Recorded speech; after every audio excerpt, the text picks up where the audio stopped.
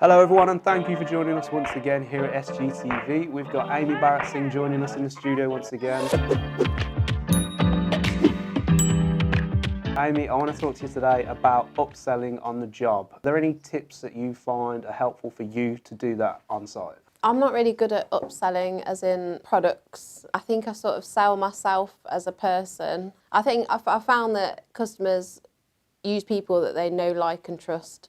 So I've not advertised for any work. I get to know people. I feel like they must like me and they trust me, and that's how I've gained more work. So I don't advertise anywhere. It's sort of word of mouth. I just be honest with them and do the best job that I can. Always do a sort of tidy job, clean up after me, all the little things that I think people think about or that I'd want if someone came into my house to work. And I know a lot of people find it difficult because they almost feel like they might come across as though they're trying to rip a customer off. But Yeah, say if you're on site, and you see something and think, look, that isn't dangerous now, or it could be dangerous. You know, I could sort that out for you. Do you ever find that quite an awkward one to Yeah, approach? I do find it awkward. I think I'm getting better with stuff like that.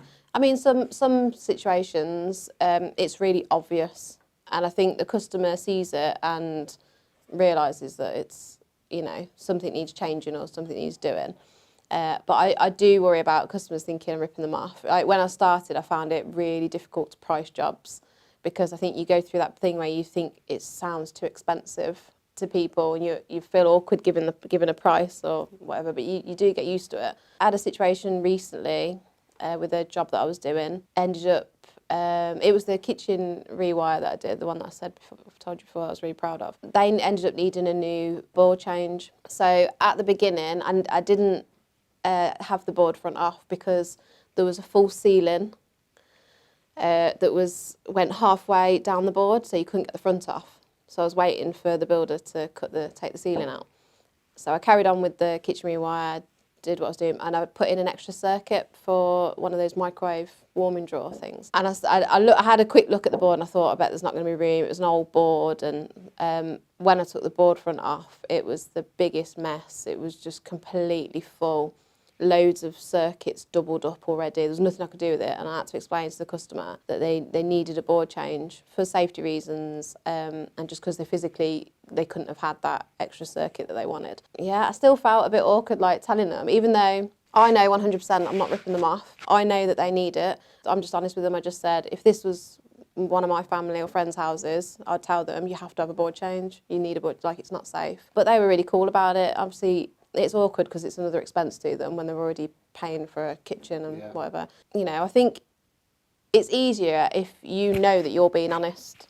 Yeah, because you're going to come across as sincere, aren't you? And have you ever had any instances though where it's maybe difficult to convince someone, again, not from trying to rip someone off, by trying to say, like, this isn't safe, I genuinely feel like you need this changing, and they've probably said, oh no, my mate down the street did that 10 years ago. And yeah, you do get that. You get that all the time. And I get people asking me to do things that I know aren't right, and I won't do them. You know, if I know it's not safe or it's not to regs or right, then I won't do it. And I mean, I've lost a few jobs because of that, but I'd rather lose them and not, you know, I'm not going to do work that's not right or not safe. I had another instance recently, some lighting faults that I did for a guy, painter, decorator, had said, oh, we can change your light fittings and all your switches and sockets for you when we're finished. They charged him extra for it. Since it was all done, none of his lights work upstairs.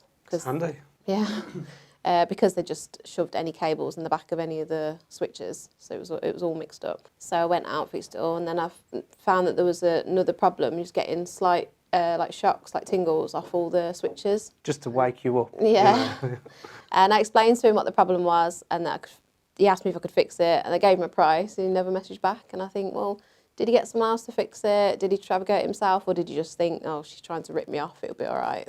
But you can only advise people, be honest with people, and it's up to... You can't undersell yourself either, can you? Because if you know this is your price and that's what it takes to do something safely and correctly, then that's what it takes. Lots of people want stuff done for nothing. It's the same in everything, isn't it? And that's why I don't bother with a Facebook page, because I find that with Facebook, people want jobs doing for nothing. Like, they want you to drive 20 miles to their house and do a 2-hour job for £20. It's not worth it for I was going to ask if you'd do my consumer unit after this for cheap, No. but I'm not going to do that now. No. I don't do mates rates. No.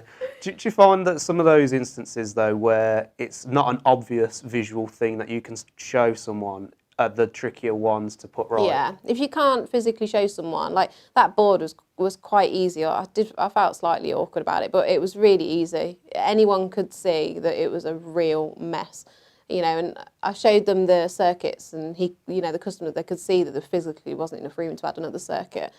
So yeah, that's easy. When you're just trying to explain to someone, and I try and explain things as simply as possible. I'm not trying to use big technical words. I probably wouldn't understand them myself, but just how I'd want somebody to explain something to me that I didn't understand, that I wasn't trained in.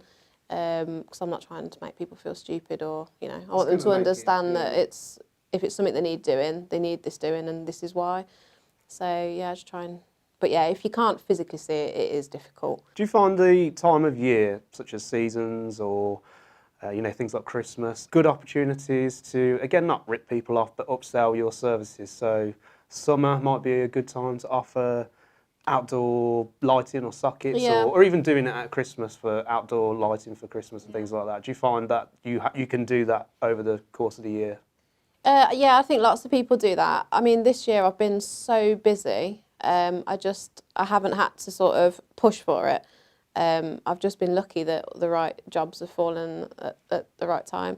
But I think I've seen on Instagram lots of people use it to push those, services that people might want, like extra sockets outside for Christmas for lights. And, through this summer it was really popular to have like outside bars or sheds and different things, because I think people had lots of time at home. All the alcoholics need somewhere Yeah, to go. yeah, make your own pub. Yeah. But people had lots of time, didn't they, to work on their houses? So they did all these jobs So I had lots of outdoor lighting and stuff to do. It was really good. But yeah, I didn't push for it, but I think it is a good opportunity with the different seasons to push for certain jobs. So.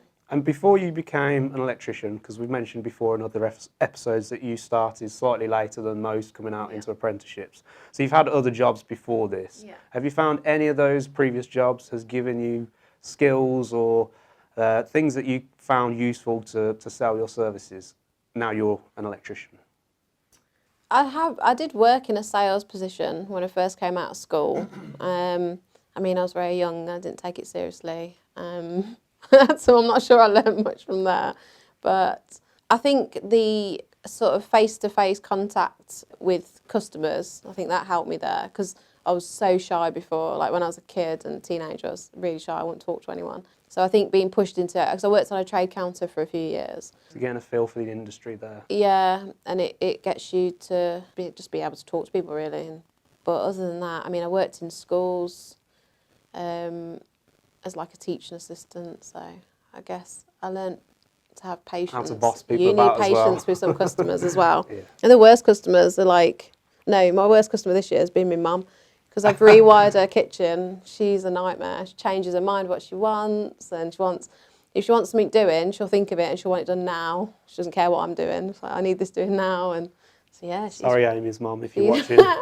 I love her to bits, but she's been a tricky one. Yeah, I bet they can be the worst, though, can't they? People, your friends, your family, because they think they can, get more than. Yeah, I'm not complaining though. They've kept me busy, Yeah. but it's good for practice. Like when I first started doing jobs on my own, I loved working for my family, because I think Pressure's I didn't off feel almost. no pressure. I didn't really feel nervous. I thought, well, if I mess it up, it's only their house. Like I can fix it, or I can get someone to fix it, or they're not going to have a go at me. I've not got the pressure of it being like a customer that I don't know, and sort of my reputation on the line, sort of thing. So Would you recommend that to other people starting out then, if you've got friends or family that you can do jobs for, just to do it, even if it's for cheap or for Definitely. free, just to Yeah. build some confidence? Yeah, definitely. Yeah, I think it's really good. And like now, when all my mum's house is finished, I'm going to borrow a tester, because I'm trying to get into doing more testing and stuff, because I don't know why, it's one of those things I've just found difficult to sort of retain all the information that I need. Because I think it's because I don't do it regularly. You know, I might do an EICR and then not do another one for 3 months, and I make notes. Sometimes I've scribbled them and they don't make too much sense. But I'm trying to get into it more. So I'm going to borrow a tester and just practice on my mum's house. So yeah, I think it is good doing jobs for family and friends where there's less pressure, because I think you sort of work better, you're more relaxed. And Let's talk about annoying customer questions. You've got to have some oh, they're examples of brilliant. them. I don't have any annoying customers. I've been really... That was such a, yeah, my customers are all brilliant. I've been really lucky. Like, I've not had... If they keep changing their mind, it can, you know, I think that's the most irritating thing about customers. And when they have decided on it, you do something and then they change their mind, they want something different, you have to keep changing it and changing it. But, I mean, if they're paying for it, I suppose it's up to them, but it keeps me busy. Yeah, not had any, like, people poking their head, like, for a floorboard or something as you... You do get that. You get people watching you, asking questions. Again, my mum's the worst for that. She'll stand and watch everything I'm doing and say, what are you doing that for? Should you be doing this? And I'm thinking, just leave me alone. Yeah. Customers that watch you, yeah, does your head in. Customers that don't offer you a cup of tea as well, that does my head in. Yeah. I'd never have anyone around my house and not offer them a cup of tea. You should get a T-shirt, make sure you offer me a cup of tea. Yeah. Do you have a good relationship with other trades? So not just Sparkies, you know, because when you're on a building site, whether that's domestic, commercial, you might come across plumbers, plasterers, Yeah. builders, landscapers. Do you find you have a good relationship with those kind of people that you could get them work, they could get you work? Yeah, so in my local area, we work with the same builders all the time, so that's great. I've got to know them, and you know, we have a good relationship. I've got a friend who's a builder locally, and he gets me a lot of my own work. And yeah, I've just, as you know, the more you work, the more people you meet, the more contacts you make, and you could, you know, get each other, like some plasterers that I know, and we get each other work. Do they fill in your back boxes when you're there? But one complaint we always have from electricians. Oh, they fill in your back boxes. Oh yeah. Yeah. Do it just to annoy you now. I put some photos up recently of some that had been completely filled in, painted over and everything. I don't know those plasterers. I don't know who did it. But yeah, there was like 5 houses that were the same. We're on the second one. We're in this kitchen, and I was like, I'm sure there's stuff missing here. There's like one double socket in this kitchen and nothing else. Yeah. And then, yeah, everything had just been filled in. That's irritating, yeah. As you've mentioned before, you do 3 days with a company who you're employed by, and you do 2 days or more, depending on workload, for yourself. So if you're on a job for either yourself or the company, and a customer asks you for extra work, how do you manage that? Do you take that work for yourself, or do you keep it with the company, or vice versa? If I'm working through the company, which is Wednesday, Thursday, Friday, so if I'm working for the company and someone asks about future work, I always give my boss's details or say, get in touch with the boss.